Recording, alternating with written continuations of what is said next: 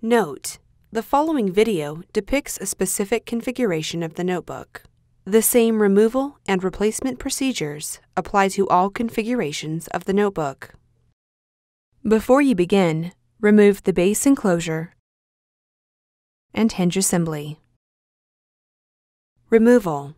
Remove the two 4mm P1 Phillips head screws that secure the right display panel hinge to the hinge cover.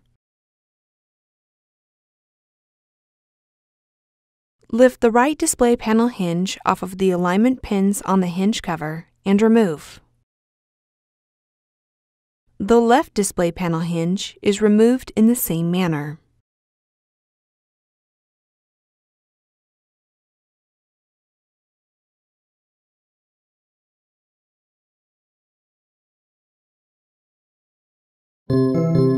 Replacement. Place the right display panel hinge onto the alignment pins on the hinge cover.